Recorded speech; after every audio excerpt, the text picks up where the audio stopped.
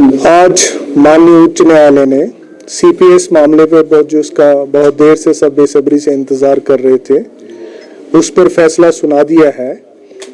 तथा जैसा विमलांशु राय की जजमेंट में सुप्रीम कोर्ट ने कहा था कि असम में जो चीफ पार्लियामेंट्री सेक्रेटरीज और पार्लियामेंट्री सेक्रेटरीज बनाए गए थे वो वैध नहीं थे, उसी प्रकार हिमाचल प्रदेश में भी उसी तर्ज पर, उसी जजमेंट के आधार पर आज उच्च न्यायालय ने घोषित किया है, ये डिक्लेयर किया है कि चीफ पार्लियामेंट्री सेक्रेटरीज और पार्लियामेंट्री सेक्रेटरीज एक्ट जो 2006 में हिमाचल प्रदेश में बना था वो वैध नहीं है।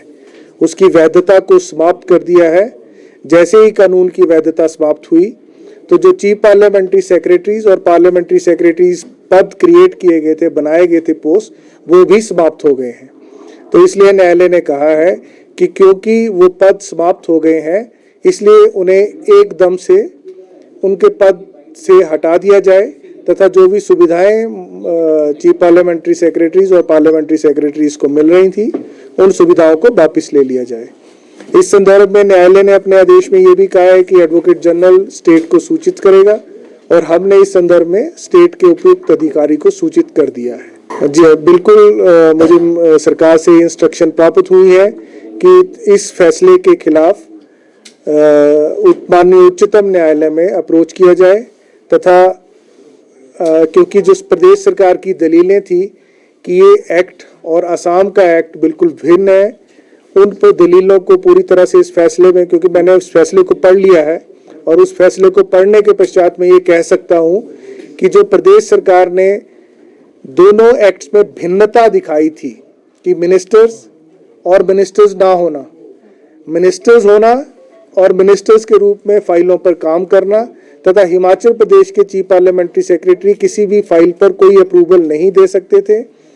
वो जो एक डिफरेंस था, उस डिफरेंस को हाई कोर्ट ने फिक्शनल डिफरेंस माना है, परंतु कोई बड़ा रीजन नहीं दिया कि ये फिक्शनल कैसे है। जबकि असम में जो मिनिस्टर्स थे वो मिनिस्टर्स की पावर्स को एक्सरसाइज करते हुए सब प्रकार के कार्य करते थे। हिमाचल प्रदेश में कभी भी किसी चीफ पार्लियामेंट्री सेक्रेटरी ने मात्र मिनिस्टर को एडवाइज करने के अलावा किसी भी एक्शन को आज तक अप्रूव नहीं किया है, क्योंकि कानून इस प्रकार का था।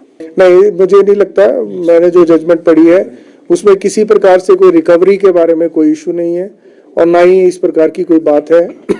पूर्व में भी जब चीफ पार्लियामेंट्री सेक्रेटरी और पार्लियामेंट्री सेक्रेटरी हटाई गई थी कि क्योंकि कोई पावर नहीं है, तो मैं आपको ये बताना चाहता हूं कि भारतीय जनता पार्टी ने तत्कालीन गवर्नर साहब को अप्रोच किया था।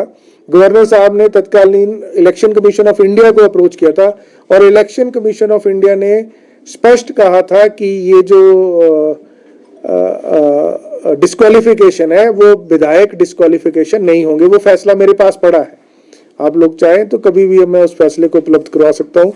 तो वो फैसला स्ट्रिक्टो सेंसो डिट्टो इस फैसले पर भी अप्लाई होगा कि अगर एक्ट में इनको बचाव था तो वो बचाव जारी रहेगा। परंतु उच्च न्यायालय ने कुछ इस संदर्भ में टिप्पणियां की हैं, उन टिप्पणियों के गहन अध्ययन के पश्चात ही मैं आगे बयान इस बारे में दे सकता हूं। Now they are CPS or they are not CPS. Once there is a pronouncement, unless that pronouncement is stayed by the apex court, honorable Supreme Court, nobody can hold the post of CPS because there is no legal valid post of CPS. मुझे लगता है कि शीघ्र ही, क्योंकि सरकार भी चुनौती देगी और CPS लोग भी चुनौती देंगे सारे, तो मुझे लगता है कि जल्द से जल्द ही ये निर्धारित हो जाएगा। विद इन ए वीक ये सारी प्रक्रिया मुझे लगता है कि संभव है। बाकी अभी निर्भर करता है कि फैसला कितनी जल्दी लिया जाता है, लेकिन सीपीएस और उनसे जो मेरी बात हुई तो उन्होंने कहा कि हम जल्द से जल्द इस फैसले को चुनौती देना चाहेंगे।